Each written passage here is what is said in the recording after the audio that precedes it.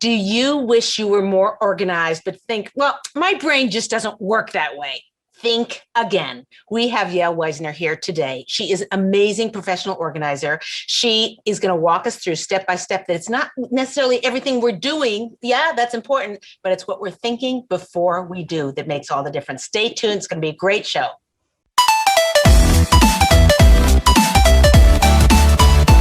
Yay, guys. If you are like organizationally challenged, or even if you're organized, but you want to bump it up to the next level, this is going to be an amazing show. I mean, I'm so excited. I'm like this obsessive compulsive perfectionist. Okay. So let's don't talk about it. Okay. But I'm so excited to learn new tricks, new things. But here's the thing about the lady who's on the show today. She's going to walk us through how to have the right thinking so our actions match that. I'm so excited to welcome. This is Yael Wiesner, and she is our organizational. Wait, what's the name of your? Hold on a second. I meant to ask you. The name of your book is "How Does She Do It?" But how does she? How does she manage? Oh, how does she manage? How does she manage? Right. This is what it is. Yeah. Wait, show it. I don't remember what it. Let's see. What you got it right there. Okay, good. How does she? It's backwards. It's horrible, ladies. But oh, it is. No, it's right. It's right side up to me. I see. It says okay. How does she manage? Anyway, okay. Yael Wiesner, welcome to the show. The professional organizer from Israel. You're also an interior designer. You kind of make it so that the workflow in the house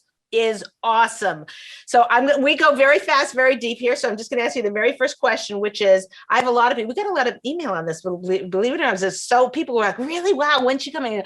So when's she coming on? So, but the question people said is, I'm not like, it doesn't fit my personality. I'm not an organizer. What do I do, Leah? Like, this is, is this for me really? Because I've tried this and I've had people in and it gets messed up faster. They alphabetize my spices, right? And 2 days later, it's gone. What's the point? I don't have the right brain for it. So my first question to you is, do you have to be the right brain, or is this something that actually a person could learn? That's the first question. So I'm going to answer that with a question. When people speak to you and say, I'm just not made out for being a mother. I'm just not cut out for being a wife. It's just not my thing. So what do you tell them? Wake up and smell the coffee. You tell them, what do you mean? There's books, there's therapists, there's classes, there's so many options out there for you to learn your trade. I don't understand, and I'm trying to change the consciousness of the world, particularly for us, why people feel that organization is a personality thing. But when it comes to marriage, of course, we're going to work on our marriages. And when it comes to motherhood, of course, we're going to work on our motherhood. We're going to work on our relationships. And organization, it's not for me. Sorry, guys. So I took upon myself, I took it upon first because for my own self. And then when I saw that it really worked, I started to share it with the world. And that is that home organization, home management is a science that can be learned. It can be taught. It doesn't have to be your thing. You don't have to be good at it. You don't have to be a natural. I even find that when I also trained people to become organizers, and the people who are unorganized and then become a home organizer are much more successful than the people who have it naturally, because the people who have it naturally don't really understand what exactly it is that they're doing. They just kind of like do stuff and the house gets, looking good. The house probably never gets messy for those naturally. Okay, very good. But people who don't have it, and can you take your glasses off? Because I kept having a hard time seeing you. Yeah, thanks. You can put them on if you need to read your notes. But okay. Sorry about that, sweetie. People who don't have it, and then they get it. They learn it and they get it. They're much better. They're just much better organizers. They're much better at running their homes. And once it's a conscious understanding, you don't have to work. It's not hard. You don't have to work at it. It's not draining. It's just an understanding. Like, people who are into exercise, they know. Even myself, I use the treadmill every morning. If I don't go on the treadmill, I'm not going to be, I'm going to be blah, so it's an understanding that I have, and that gets me on the treadmill. The same thing with organization. Like if you understand the dynamics of why things happen and how they happen, that you know how to fix it. It's not draining. It's not overwhelming. It's a step-by-step process that can be learned. You don't have to be intelligent. You don't have to be anything special. And I want to tell all the ladies out there that you're not lazy. And, you don't have to be, a professional organizer or anything special to run a proper house. How do you know we're not lazy? I mean, isn't part of it just get up and just organize that closet. Come on, No. Leah, it's been sitting there. Every time you open it, you're like, I need to do something. It never gets done. It looks like laziness. It looks like laziness, but there's always, I don't believe women in Klal Yisrael are lazy. We want to run beautiful homes. Everybody wants their children to grow up to be, to be fine people, Yarei Shamayim. Everybody wants their husbands to be successful. If a person is feeling lazy, there is a reason. And once you uncover the reason, then you can solve the problem. So of course, it could be an emotional thing. We're not going to go into that today. That's probably your area, not my area. If you're resentful, if you're angry, whatever, we're not talking about that today. But it could be that you're missing a skill set. It could be that you're missing a strategy. And you just. So are you going to be giving us strategies and skill sets today that we can? I'm going to try. I teach for 12 hours, and so I'll try in the time that we have to give you some really good tips. Okay, and we're getting a lot of questions from Thing. They're flat. Both of them are flat. Well, that's what people want to know. Is they want practical, like step-by-step things. Okay, good. Like go into your room and do X, Y, Z. Go into the kitchen and do X, Y, Z. That's it. Yeah, let's start with the kitchen. The junk drawer in the kitchen. I don't know. Is that the best? Where's the best place to start? So I'll let me just give a little bit of background, and then I'll start. We'll use the kitchen junk drawer as the example. Okay. Fine. So it could be that people a lot of our listeners have read books and have tried, and it didn't work. And that's why they say, well, it's just not my thing. So what I want to explain about the books out there and the information out there is if you're reading Goyisha books, so you have to understand that these people have no idea. For example, Shabbos, they talk about in these books. So also you have to understand, we have a lot of our audiences across the board. I should have said this before the show. So there are people who have no idea what you're talking about. So, and also if you use Hebrew, we always translate it on the show, just for people. So everyone who's watching is Jewish. Yeah. No, not necessarily. Okay. Right. Okay, I usually cover that in the pre-show interview, but it's been a crazy week. So sorry about that. Okay. So what I'm trying to explain is that you have to find a book or a class or information that matches what you're doing. So let's say if, take me, I live in Yerushalayim. If my next door neighbor who has, 10 children and running a kollel home reads a non-Jewish book on, whatever, they won't understand what it's like to run 10 children, a family of 10 children. They won't understand what it's like to make Shabbos, which is 3 Thanksgiving feasts in one day, once a week, right? So it could be you're reading the wrong book. That's what I'm saying. A lot of people read like all these, non-Jewish authors, and for at least the people that I'm working with, and they think there's something wrong with them, but really the book is not matching who they are. Sometimes you're reading a book written by a really big balabasta, and she'll say, well, what do you mean? Just spend 5 minutes in each room and, wake up 20 minutes before your kids. And you're like, huh? So sometimes you're reading a book and you're like, I'm not you. Like, what are you telling me? What kind of advice are you telling me? Right. So what I'm trying to explain is everybody has their unique way of making it work. Now, I'm not pushing my book out. Right. You're saying I don't want to push my book. I'm just using it as an example. I don't even think my book is being sold anymore, but maybe it is. The point of this book is that there's 4 personalities. There's Tova. I can't see. Chani, Dina. Sorry, that's Sarah. There's 4 personalities: Sarah, Chani, Dina, and Tova. And she's like the neat freak. She has ADHD. She's the working woman. And she's like the regular, well-balanced lady that we all want to be like. And that I believe this whole purpose of my whole theory on how to manage your home is that everybody has their own way, and you have to find the tips and the ideas that work for you. So I'm not going to say, go into your kitchen and do A, B, C, D. I'm going to say, who are you? What are you like? What are your kids like? How many, we need some background. There is no 1, 2, 3, 4. And if you think that there is, that's where you're going wrong. Wow. You have to first understand who you are, where you're coming from, which tips and advice are going to work for you. And then I could give you your personal 1, 2, 3, 4.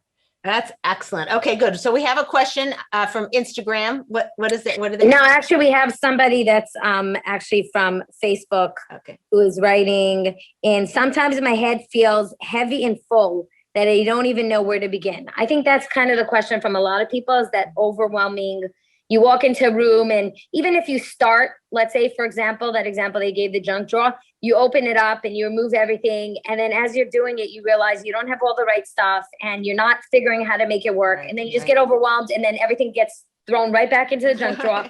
You close it and you're like, I'm not looking at it. That's kind of the consensus. And I love the way you say draw. How do you say? Yeah, Brooklyn. Brooklyn in the house.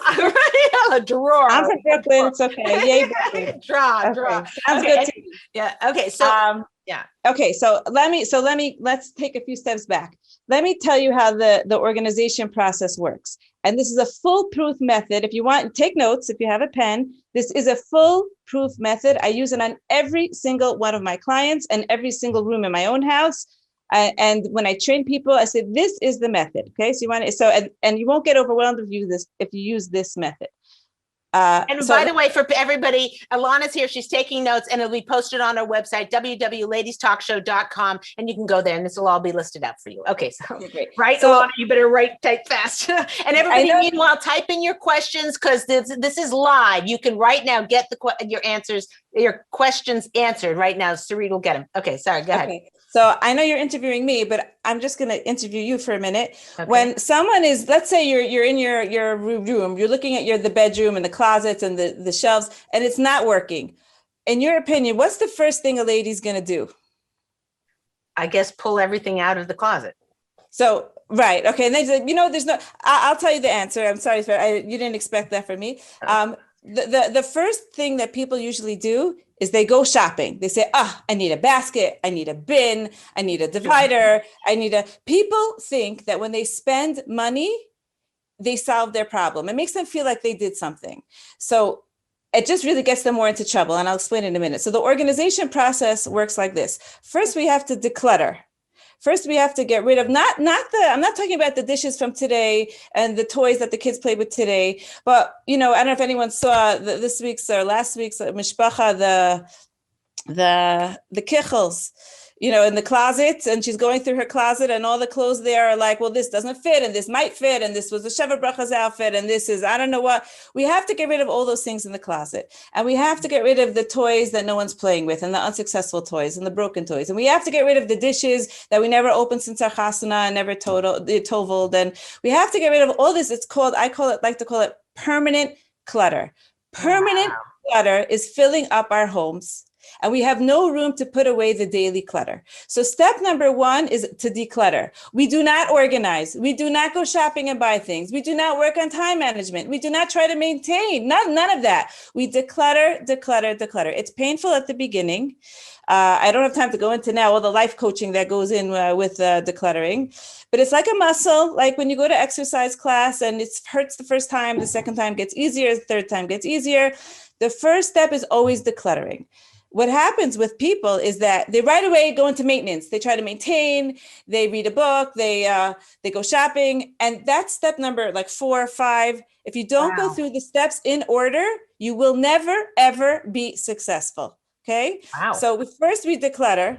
Okay. Then we organize. We organize according to this rules of organization. Well, I just want to go through the picture, like the chart. Yeah. And then we can go through the rules of organization. We assign a home, not just homes, but appropriate homes. They have to make sense, right? So I'll just give a quick example. If you have an office in the back of your house or upstairs or downstairs, and you walk in with the mail, where does the mail go when it's in your hands when you walk into your house?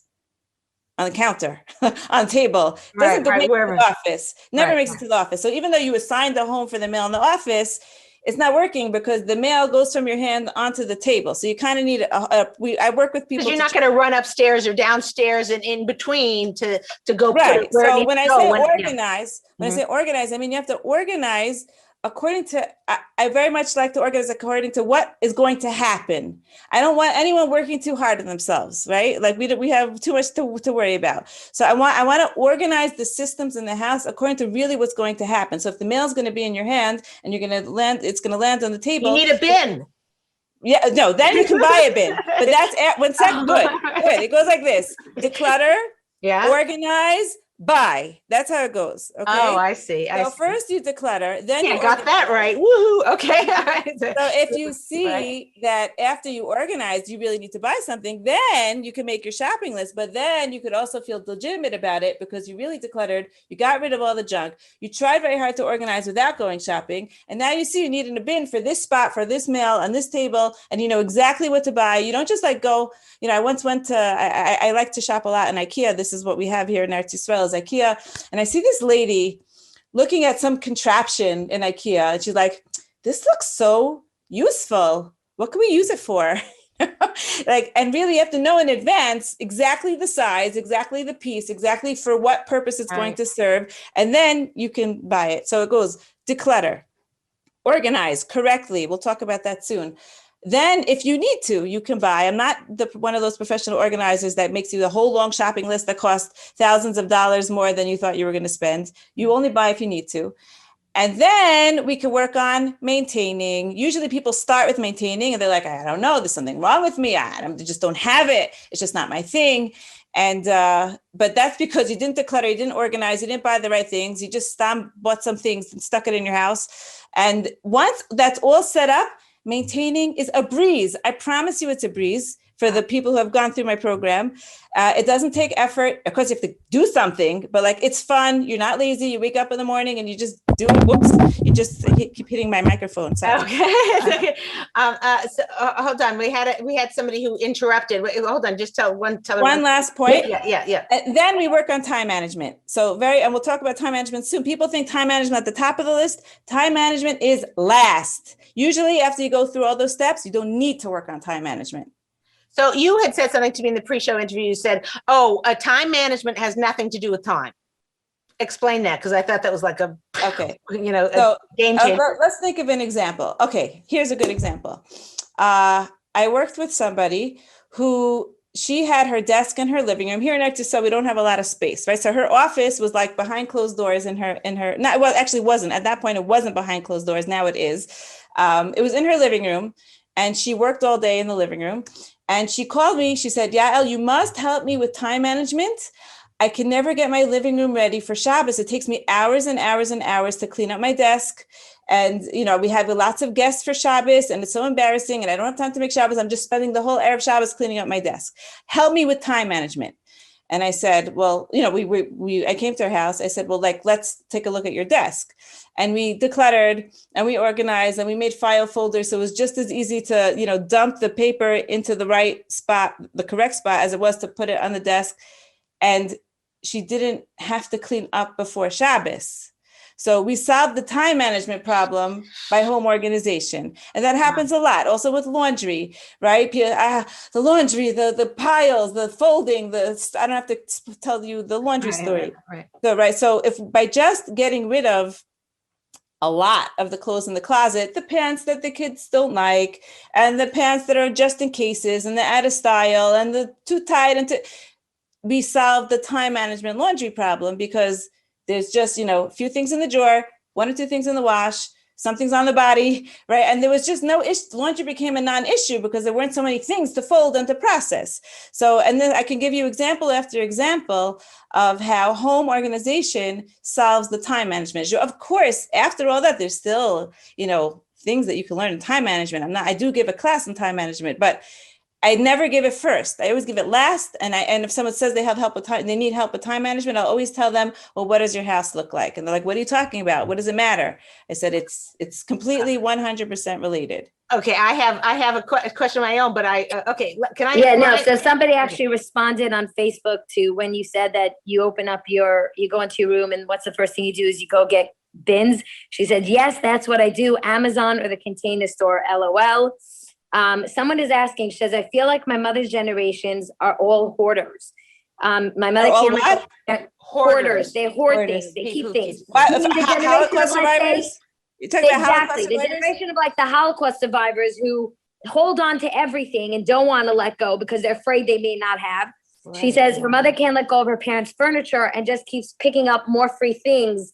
So there's all this stuff. How does she help her to do your first step, which is get rid of things? Okay, so I cannot help a Holocaust survivor. I can't go.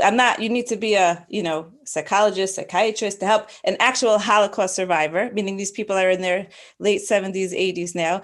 But if you're a child or a grandchild of a survivor who grew up with those same concepts, but you didn't live the concepts, you didn't go through the Holocaust, you weren't starving, and you weren't, furnitureless and clothesless. So I can't help those people, but I can help, because that needs a lot of therapy, and I don't know that, but I can help their children and I can help their grandchildren who are suffering from this, it comes down, the hashkafas come down. So in our day and age, we can help ourselves by seeing the bigger picture. But someone who went through such a trauma, I don't know the answer to that. No. Wow.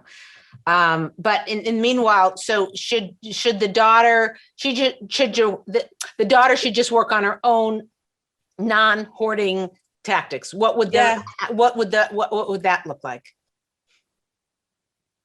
So, okay. So then there's questions that I go through. It's like a little bit of like life coaching. There's questions that I go through either in the class or with the client. The first thing is like, when was the last time you used this?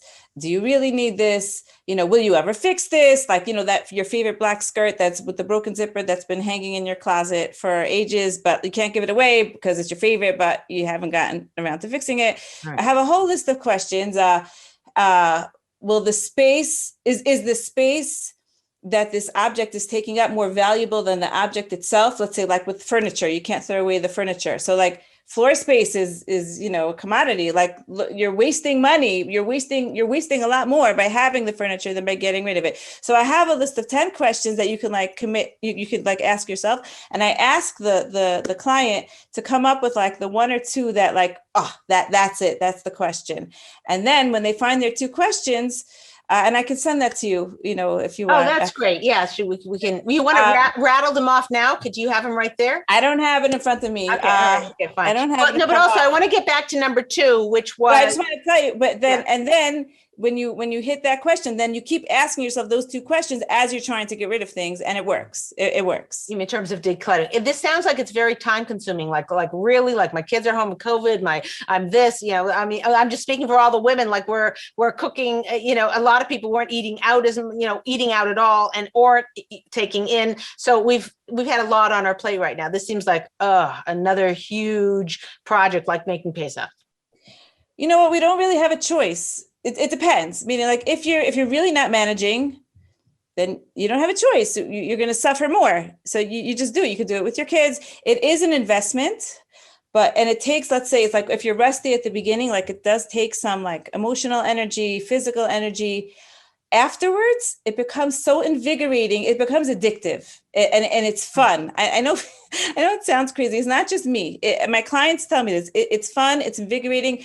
The house runs so beautifully that, yes, it's an effort, but like it's worth the effort. We don't really have a choice. You're saying it's the decluttering that is the freeing thing, or it's the being organized that's the freeing thing? The whole process, first decluttering, then organizing, maintaining becomes a breeze, and you can't believe it. You just have nothing left to do. Like you can go to work and everything's done, and you can make dinner and you can make Shabbos and you're finished. You bench licht on time and it's all done. And it's just it's amazing. But but right, like you said, it could take a month, it could take 2 months, it could take 3 months, it could take 6 months. I consider my plan as I'm not the Band-Aid. A Band-Aid is a cleaning lady, and a Band-Aid is a trip to the Container Store, if that's even a Band-Aid. I consider myself the antibiotics. So like when you're going for, medical treatment, it takes time, and then you get there and then you succeed. And this is the correct way to do things. It's the correct way to do things, and it takes time. I don't see how we don't have a choice, especially in COVID. What do you mean we don't have a choice? You keep saying that. I don't understand what you mean by that. Our homes have to run. We're living in a state of crisis all the time. The kids are all home. The kids are all hungry. Mothers have to work today. We don't have the liberty to have a house that doesn't run well. I don't feel that people really have a choice. Wow. You mean, in other words, this is something everybody has to do, and if you're not doing it, you're just suffering yourself for no good reason. Right. And it's not hard. It's just right. Like you said, it is an investment of time. Sometimes it's an investment of money, but we invest in things that are important to us. I always tell people, how much did you spend on your dress for that chasana? We spend money on such stupid things. Spend money on fixing up your life forever. Why not? Wow. Very, very good. I want to ask, let's go to the organizing thing, because I think that's why we got the crowd here, is because everyone wants to hear the organizing thing. I just had a question for you, because someone once told me some people are vertical. Yeah, that's vertical. Some people are vertical people and some people are horizontal people. So if you're like on my desk, I had, I'd file folders all this way and everything was like this way, and nothing got put in the thing in the proper place that it was supposed to be. Okay. As soon as I went horizontal and I had those trays that were horizontal, everything got put in the right place. Okay. So what's your question? Is there validity? I mean, I guess. Yes. Well, vertical, it's interesting. Most people like vertical. Vertical is view. I can see anything that's vertical. I could see. If I'm flipping through papers, I could see all of the papers when they're standing up. Horizontal means hidden. Right? You like that? Vertical is view. Horizontal is hidden. If it's horizontal, so you only see what's on top. So the same thing in closets. If you have a pile of shirts, if it's horizontally folded, you just see the top shirt. If it's folded like a filing cabinet, you see all the shirts. How do you keep a shirt vertical? I'm confused. Imagine folding it and then standing it sideways. And if they're packed in nicely, they don't tip over. And you flip your shirts like a filing cabinet. Oh, interesting. So most people actually like vertical, because then you see all your shirts at the same time and all your papers at the same time. People get nervous when they don't see the paper. And horizontal, that means you're very organized. If you like horizontal, that means that you're very organized. You have confidence that what you're looking for is on the bottom and you know it's there. You don't even have to make a mess. I would think that horizontal. I actually have it in a bin. I have all, in a bin, and I tilt it sideways and go like that. But what it did for me, instead of looking at everything and feeling like, it's like I only, the most important thing was on the top, and that I could look at or whatever and everything. Yeah. So I guess it's different for each person, but it revolutionized. Yeah, it revolutionized how I access things. Okay, so let's go through organization and number 2, which is organization, and give it and you can explain to us how we do that. Okay, so I went through the process. There's the cluttering, organizing, buying if you need to, maintaining, and time management. What I want to focus now on is the organizing part. There's some rules of organization that people don't know. Organization doesn't mean moving something from one place to another. Like, what did you do? Like, it feels good and it lasts for about an hour until the kids come home. But there's rules of organization. The first rule of organization is motion mindedness. Motion mindedness means the amount of motions it takes to reach something or put something away will determine if you're going to actually put it away. So imagine you want your kids to hang up their coats, right? So they come in with, I guess LA, it doesn't get hot, it doesn't get cold, but imagine you're wearing coats, right? And you come in with your coat and you want, okay, guys, hang up your coats. So they have to open the closet. That's one motion. Take out a hanger. That's another motion. Take off their coat, okay? Then put it on one side of the hanger, the other side of the hanger, maybe give it a button, put it back in the closet, close the closet. That's like a lot of motions, right? If you have hooks and the hooks are the height of your child, they just go like this, boop, one motion, right? So the less motions you have, the more likely someone will put something away. So when people complain, oh, my kids don't help, or my husband's a mess, blah, blah, blah, blah, blah. So I'll say, let's just make your house more motion minded. I have a funny story. This client that I was by, they had in the frontal closet, like a shelf for the husband's hat and talus bag and whatever. I don't know if he couldn't reach it, or like anytime he pulled it out, something fell over and took its place. So he couldn't get it there. And he used to hang his hat on the most motion-minded place available, which was like a handle of a cabinet as he's walking into the kitchen. And like, that was the place for his hat. And I said, look, he's not doing anything. She's like, oh, my husband, he's not doing anything wrong. This is the most convenient place to put his hat. So let's just make a more convenient place to put his hat, and then he'll put it there. He doesn't have a problem. No one's out to make our lives difficult, believe it or not. People do what's easy for them. So the first rule in assigning appropriate homes, which is organization, is to create homes that are motion-minded for the toys, for the kids. If you want a child to put away their clothes, they have to be able to reach the shelf in their closet. Do you want them to put away the toys? And when you pull out a toy, one can't fall over in its place, right? It has to be the spot sitting there waiting for the toy to come back, easy access back. And then maybe we could put in some of our, child education skills and teach our kids to do something. But as long as it's not motion-minded, we have no hope of teaching anybody anything, including ourselves. So that's when you said, like, aren't we lazy? We're not lazy. We just like things to be motion-minded. So I would spend a lot of time and effort and even money buying what I need and doing, rearranging things to make things motion-minded. And then cleanup is a cinch. It's just as easy to put it in the right place as it is to put it in the wrong place. So that's the first step of home organization. Is the most powerful step. That's like the most important information I can give you tonight. Give me a bunch of examples of motion minded, because the hat I get, the toys being in the right place, you're looking at your notes there. Oh, sorry, and I made you take your glasses off. I'm such a meanie.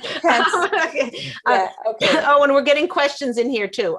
Okay, maybe ask your question while she's reading her notes. Okay, no, I could tell you. You tell me, whatever. No, go ahead. Okay, no, somebody's just asking, but what happens if what they're saying is if you're motion-minded is not their motion-minded, meaning you don't per se want to put, I'll give you a good hat in that area. Yeah. Excellent question. So laundry. Okay, we have a choice, ladies. We could either make it motion-minded for the child to get his clothing in the hamper, or we can make it motion-minded for us to do the laundry quickly every day. You really can't usually do both, right? So I like to do the laundry every day. So I have my hampers that is very easy. I could just go boom, boom, boom. I put it in the wash in 2 seconds before I go to work in the morning.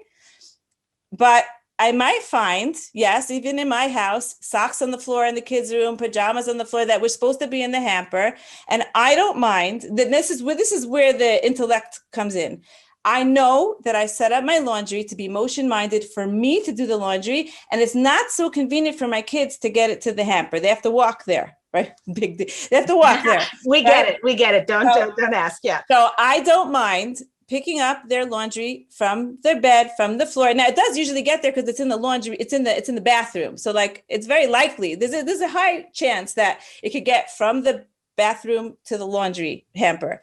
But when it doesn't, I'm okay with that because I chose to make the hamper system motion-minded for me and not for my kids, right? So I chose that. Some people won't do that. They'll decide, okay, I'll spend the time sorting and what I want my laundry sorted already. So I want the hamper system sorted. It's motion-minded for me.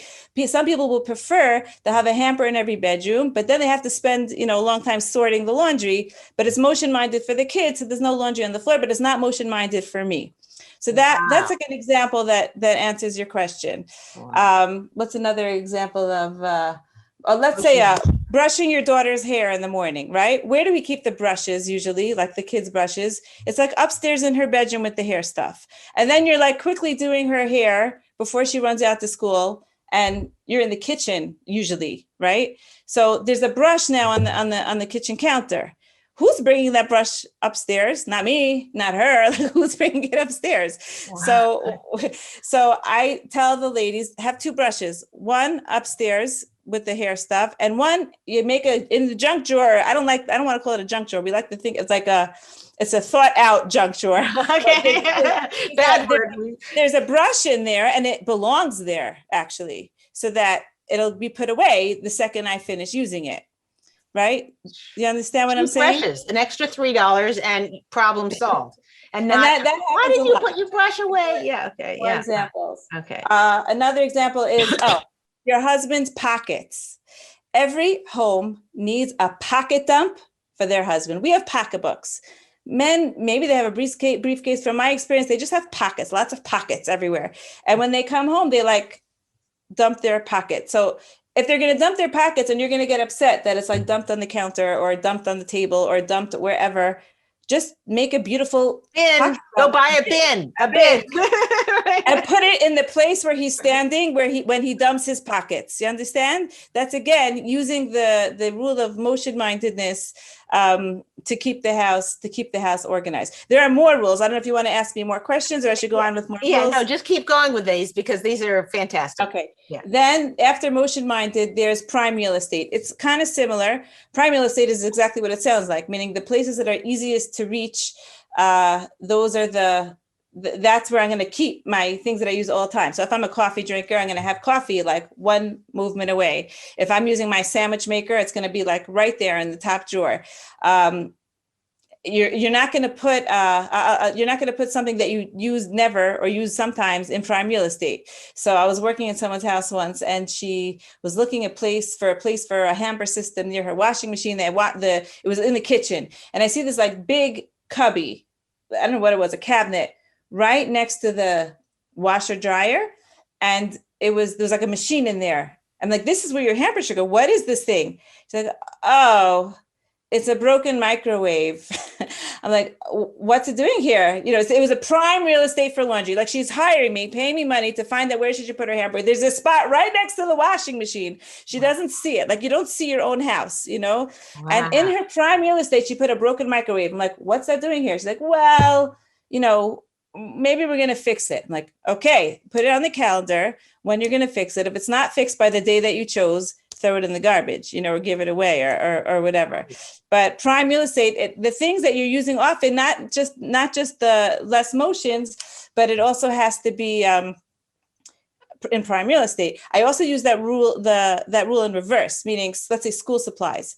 I don't want my kids feeling very free to like lose their erasers and lose their pencils, because they could very easily just take another one from the drawer. I actually use the rule in reverse, and I put my school supplies very high up and very far away, so that it's to promote them looking for their lost eraser, than actually just like going to take another one, and things like that. That's the second rule, is prime real estate. The third rule again, we're decluttering, organizing. Under organizing, there's three rules. There's motion minded, prime real estate, and now there's grouping. We try to group items that we use together, and also near the place where we're using them. So that's why in kitchen design, we'll put a drawer for the oil and the vinegar, whatever, right by the stove. That's following the rule of grouping. Or if you have enough space in your kitchen, you can make yourself a baking basket with everything you need for baking, or a baking cabinet with your mixer and your supplies, and even if you have vanilla in a different cabinet, but you're also going to have a vanilla in the baking cabinet. And even if you use baking paper, you have two maybe supplies in the same thing. So, and baking paper, you're saying you'd have one there, and you'd also have one with the plastic bags or whatever. Right, and then you can just take out your baking basket, and that's grouping. That's so you don't have to circle around your kitchen 1,000 times to get everything you need, and then circle around again to put it all away. Right. So those three rules: motion minded, prime real estate, and grouping. Those are that's how you organize, but not until you declutter. You got to declutter first. You don't have space to do any of this if you didn't declutter. And there's always clutter. Dina actually from Torah Times live stream said, so clever, this idea of motion mindedness. And Ariella for Torah Anytimes live stream says, hi, we're a young family in Israel. We were just starting and not financially independent. I worry to declutter something, example, an empty suitcase, that we don't have funds to replace. Any advice? Oh, that's good. Okay, good. That's a good question that's asked. I get that a lot. So ask yourself, a young couple, the truth is, like Shana Rishona couples, young couples, I'm more gentle with them because they really don't know what they're going to need. You don't know. You don't know yet if you're a baker, if you just don't know who you're going to become. A few years down the line, I do try to make people commit, meaning like at some point in your life, you're like, you know what? I don't bake. I don't do those fancy chocolate things. I don't need those molds, and I don't know what, I don't use this bread machine. My kids hate the bread that comes out of the bread machine. I can get rid of it. At some point you do develop, you have to pay attention when that moment comes, but I'm still working on that. No, you for sure know what you do and what you don't do. No, At some point, we become up with like a mahalach of how we run things, and we know what we use and what we don't use. So depending on what it is, meaning like if you can imagine using this in the next, to answer this person's question, give yourself a time frame. Will I use this in the next 2 years? Will I use this in the next 5 years? Let's say, let's be generous. If you can't think of like why you would use it in the next 5 years, then get rid of it. But I do like people to commit to like a time frame, and then they pick the time frame, and then I use it again. That you use it against them. Then then like that. Meaning, if you haven't used some, no, it's hard with COVID. So like we're using all kinds of things that we haven't used before. It still doesn't legitimize. I'll give you a funny story. I have a friend who's a professional organizer, and she threw out all the, I don't know if it was the winter shoe. Yeah, the winter shoes. Her kids had sandals, and she threw out all the winter shoes that were ratty. She was going to like buy new shoes. She hadn't yet bought new shoes, and it rained, and her kids had sandals. And someone said to her, they had no shoes to wear for the rain because she threw, here in Eretz Yisrael, we don't keep tons and tons and tons of shoes because there's really no room. She said, I still don't regret throwing out all those shoes. I would rather make a mistake here than have my whole house a big, junk pile of all the things that I might need one day, because maybe I'll need it one day. And just because you actually needed it one day doesn't legitimize living in a mess your whole life. That's awesome. Okay. Yeah. Ariella, who you answered the question for about the decluttering, said, wow, thank you so much. Someone's asking on Facebook, what about school projects? I feel like it's endless. My kids get offended when I have to throw things out. What do you mean? Like a diorama? What do you mean? Any school project. They made a diorama. Good question. Okay. So you have to, I have a few things to say about this. Anything that takes up space in your life needs a spot in your home. Okay. So that comes with, let's say you have a craft that you like to do. You have to, let's say your husband is a handyman, or I don't know what. He needs an entire closet for his stuff. You need an entire cabinet for your arts and crafts and beading and whatever it is that you're into. People that kind of like stick it into the junk drawer and stick it in. No, if it takes space in your life and space in your heart, it needs space in your home. Right. So too with kids' projects, right? We have kids, they're going to bring home projects. So it needs a space in our home, just like the milk, just like everything else. So you have to, I tell people to put, display shelves. Now that I'm an interior designer, so I have lots of great ideas, but you can put display shelves up high.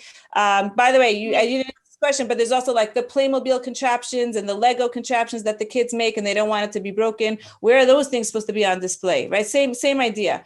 You have you're saying around the perimeter, you just take a board and have them on those L-shaped things or whatever, go around the you make it pretty. Yeah. And like the playroom or in a bedroom, not in the living room, right? But somewhere where it actually acts as a design feature. You also have like some gigantic bulletin board somewhere. Sometimes it's in the kitchen, sometimes it's in the playroom, for the pictures and stuff. And then when it's all full, the shelves are full, and the board is full, and they come home with, now they're coming home with, a bonfire, Lag BaOmer bonfire, Shimon Bar Yochai, a big thing, So you say, okay, sweetheart, which one should we throw out? Or not throw out, excuse me. Which one should maybe throw out? Which one should we take down? Now, I promise you there's something there from a year ago or a year and a half ago or 2 years ago. And they'll be like, that's that's a stupid one. I made that when I was, 7, throw it out. It's just, they sit there collecting dust. If you either throw it out or give it to Bubby. That's great. I'm sorry, Bubby. But meaning they choose which picture is coming off the bulletin board and which contraption is coming off the shelf, and they're part of the decision process. It's the greatest thing you could do for your child. The greatest lesson you could teach your child is how to declutter when they're little, to choose which to take off and which to put on. It's a lesson for life that you're giving them. It's so funny, Leah, that she says that, because my kids sometimes will make me, let's say at school, macaroni necklaces, or, you love when they the teacher's trying to get rid of macaroni and they end up coming home with a necklace. And of course it's like, mommy, that's for you. The necklace is for you, and always I'm like, oh, this is too beautiful. We should give it to Nana. And my poor mother-in-law is like constantly getting like, you know, porcelain projects and handprints. And it's like, and it's all signed to her. And of course she can't, you know, dump it. So she's like, wow. You made her into a hoarder. Gotcha. So let's go through. So you went through number 2, which was organization. You had the 3 different things. Is there anything else we need to know from the organizing side? I have to tell you that we spent more time talking about organization, but anyone who listens to me know that I usually spend much more time talking about decluttering. If you're going to pick one, declutter. Don't bother organizing. If you declutter, you won't have to organize. So it's really decluttering. Then we organize. So Then we buy. Okay, we know how to buy. I don't have to tell you how to go shopping. then maintaining becomes very, very easy. Then you can come up with like a routine. Then a little bit time management can come in. Do you like to do things, you know, as they happen, or do you like to do things at the end of the day? I personally get very overwhelmed to see a very big pile of dishes at the end of the day. I'd rather wash them as they go into the sink. But everybody, that's where like your own personal, you know, preferences come in, and we tailor make a maintenance plan according to like your personality. You like doing things. Some people's like, no, just Thursday I can do everything. And so, okay.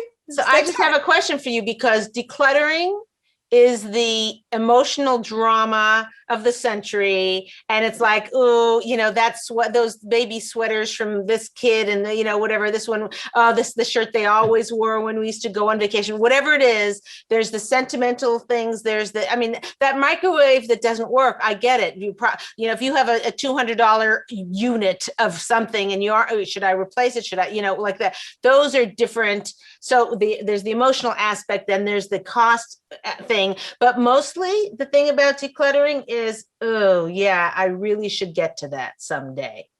Like, to make that like a now thing, that, okay, right now I'm going to make this happen.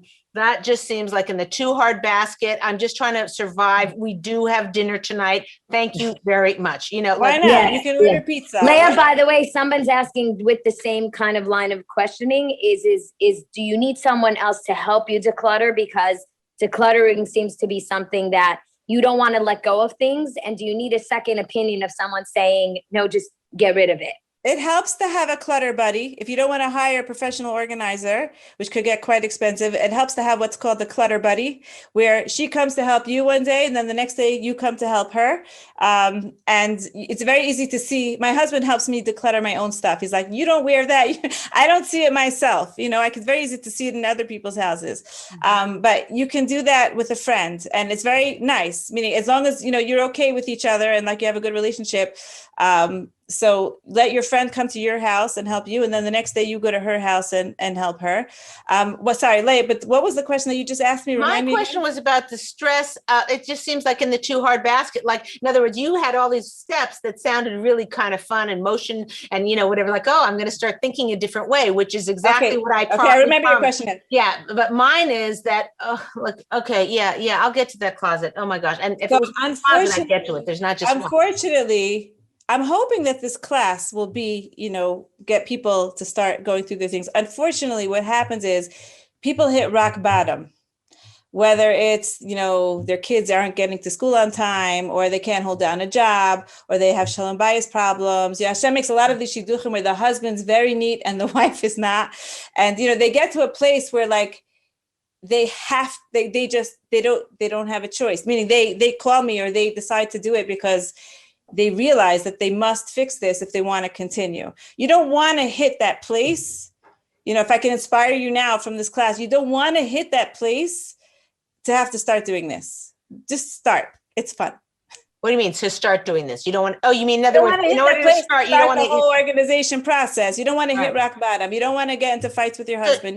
Do you have any, you know, because I mean, some people just aren't in crisis about it. Their life is just going along. You know, it's kind of like a train that's going along a track, and the wheel is kind of crooked and it's going, I also say, okay, if it's not broken, don't fix it.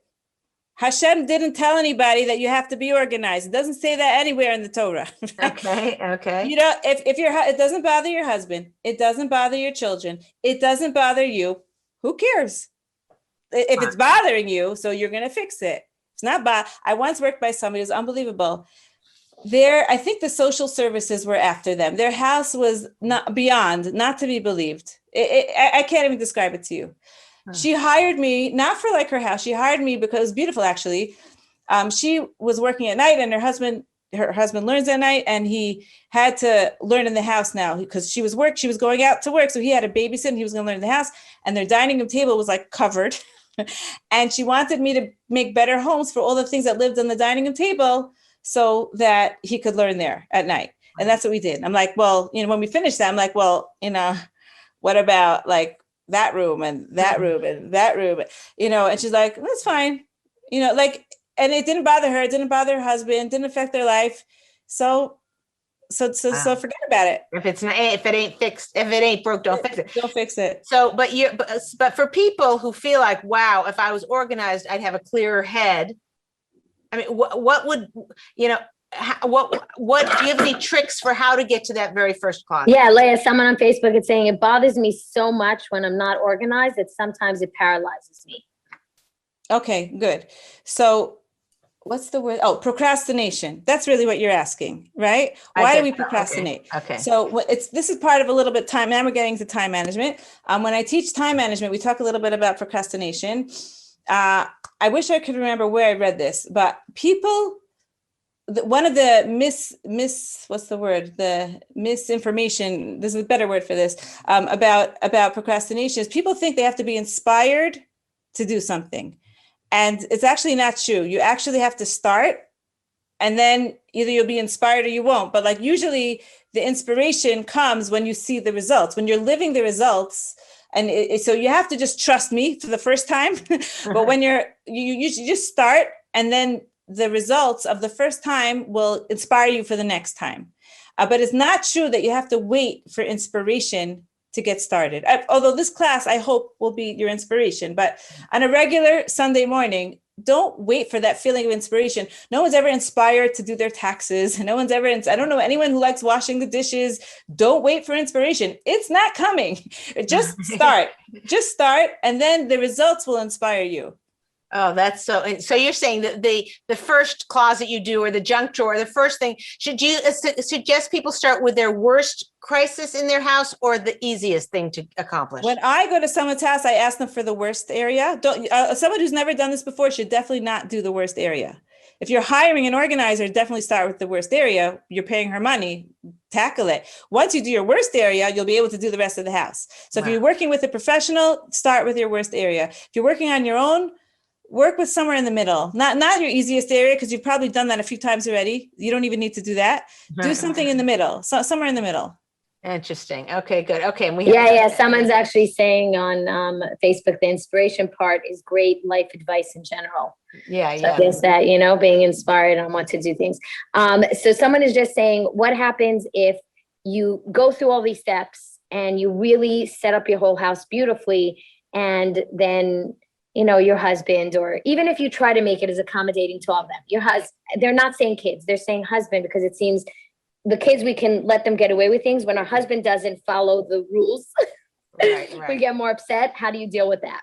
Okay, so we're talking about a healthy relationship, right? In a healthy relationship where there's proper communication between husband and wife, in general, the husband, this is like, you get into this, it's like a diet, like you get very into it, and they feel it. They feel routine. You're getting a whole routine. They feel the energy. They feel the house functioning better. They notice you're lighting candles for Shabbos earlier.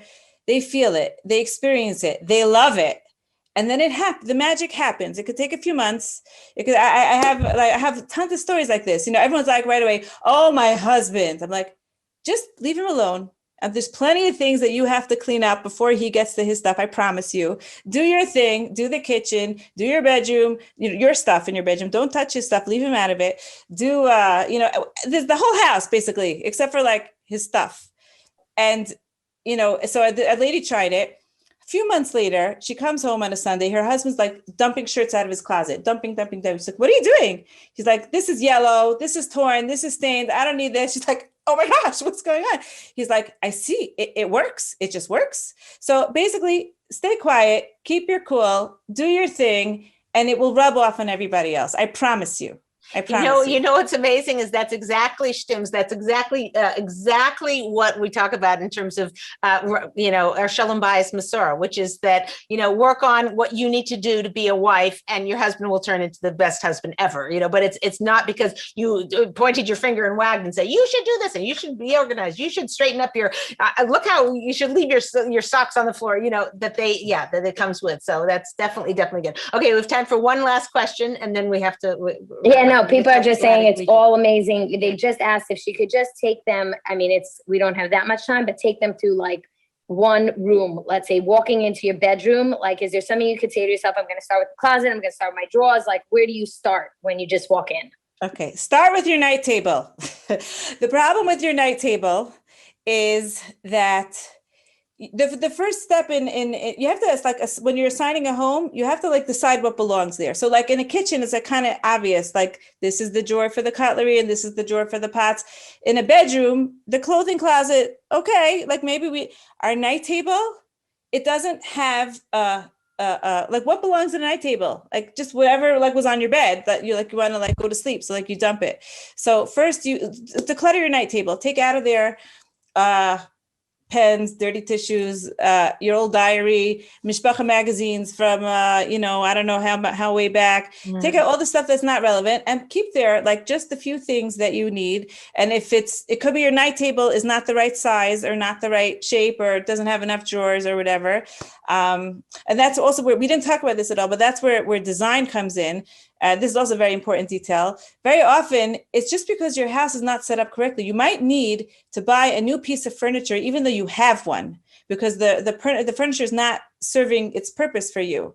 I say this a lot in kids' rooms. They have like these big beds, and the room doesn't work because the beds are filling up the whole room. Like, get little beds. They're little kids, get little beds, and then you have more room to work around. Same thing with a night table. If you see your night table, maybe you need drawers, maybe you just have a nightstand and you have a lot of stuff by your bed and you need drawers.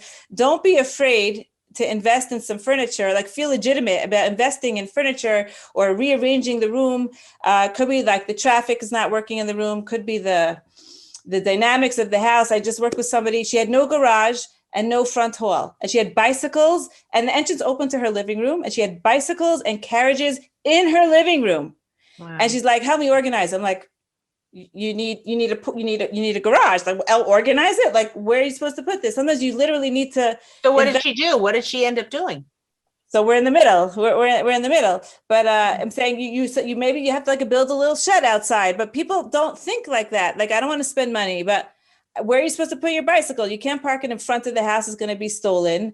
Where are you supposed to put your 3 carriages, your double, your single, and your pack and go? So if you don't have a front hall and you don't have a garage, you got to build something. So design is a very important part of this picture as well, like setting things up technically correctly. Wow. Right. So very quickly, because Debbie from Facebook is asking, and I just want to get her question in. We only have like 30 seconds. I know, left. 30 seconds. Okay. They're renovating their home. She just wants to know if you have any advice on what type of furniture to keep. To keep? Meaning what kind of furniture to get rid of, what furniture you say, no, that's going to stay. I'll tell you how to figure it out. You make a list of what you're keeping in the furniture and like what your needs are for the room. And with that, with your picture in mind, the function comes first, then you can make decisions on what to keep and what to toss. Okay. Can't tell you in 30 seconds or less exactly. Okay. Tell people how they can reach you. Okay. You can reach me at yaelwiesner.com or yael@yaelwiesner.com. That's my email address. YAELWIESNER. Yael Wiesner. And it'll be typed in the thing before. This was awesome. I feel like we got juicy. This was like 2 shows packed into one. A lot of great information here, mostly how to shift your mindset. So Yesher Koch, thank you so much for joining us. Really, really thrilled to have you. I'm sure we're going to get a lot of people saying that was like a game changer for them. Thanks for being on the show. This is Leah Richheimer for the Ladies Talk Show, and we'll see you next time.